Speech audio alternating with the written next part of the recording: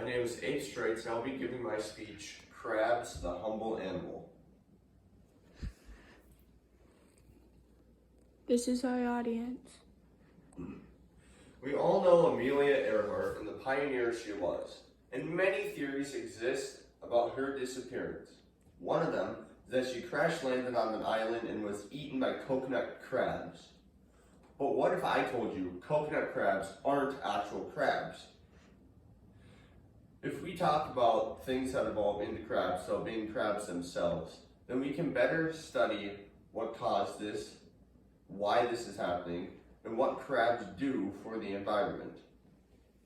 I want you to listen closely to my speech and we can learn about crabs together. I found all of my information on only.gov websites and on trustworthy places. I've also done extensive research into the topic myself. So first, how do crabs evolve? Why are there fake crabs? Second, why are they important to the ecosystem they live in? And third, how can we practice conservation to protect the crabs? How do crabs evolve and why are there fake crabs? Now, things that evolve go through this process called carcinization. And this was explained to me by the public broadcasting system broadcast called Econs. And it was all about crabs. And so this process of carcinization is when animals selectively go through Darwinism, where they select the better body type, which is a crab, and it is the process of literally becoming a crab. And there are two kinds of crabs. There are anomorons, which are fake crabs, and there are brachychirons, which are real crabs. Examples of fake crabs would be coconut crabs, hermit crabs, king crabs. Examples of brachychirons would be fiddler crabs, Chesapeake Bay blue crabs, and porcelain crabs. Why the crab-shaped bodies? So, going back to that process of carcinization, the fake crabs, or the anomorons, evolved from something that looked much like a lobster. And many scientists believe that they adapted to their body type of that crab shape with the flat, oval-shaped body because it lost that tail, which meant that it was harder for predators to grab onto them.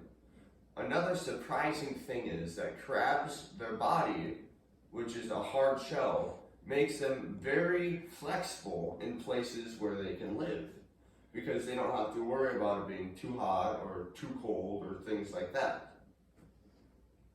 Now that we've learned about crabs and their history, let's talk about why they're important to the ecosystem that they live in.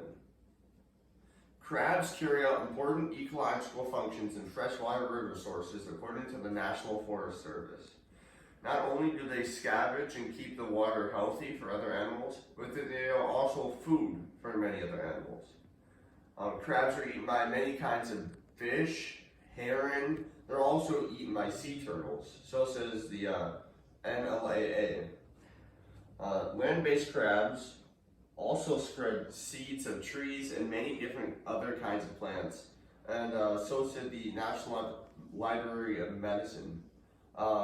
Crabs, when they move, they carry seeds with them, drop seeds, a seed gets transplanted. They eat mangrove seeds, which sprouts new mangrove forests, which are vital to coastal ecosystems because they stop huge waves from crushing things. Crabs also accidentally plant seeds when they dig burrows that they live in, and they drop the seed in it. Now that we know why crabs are important to the ecosystems, such as mangroves, let's talk about ways to preserve the ecosystem that the crab itself lives in. So here are 3 ways we can preserve the humble crab. 1, we need to help water quality. We need to throw away our trash so it doesn't end up in the water, and we need to pollute less.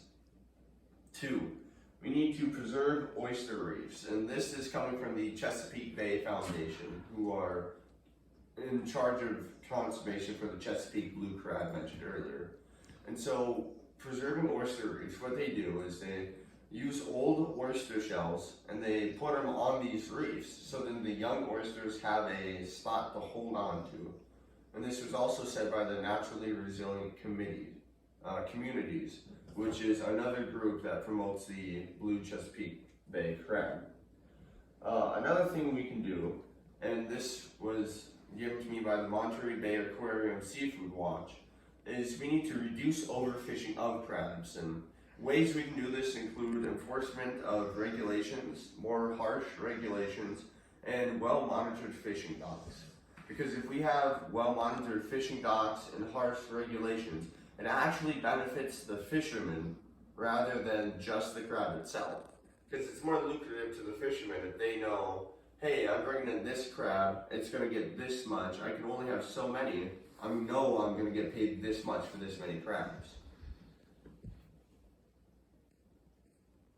So, in conclusion, we learned three things. We learned how do crabs evolve and why they're fake crabs. We learned why crabs are important to the ecosystems that they live in. And we learned three helpful ways we can preserve the humble crab.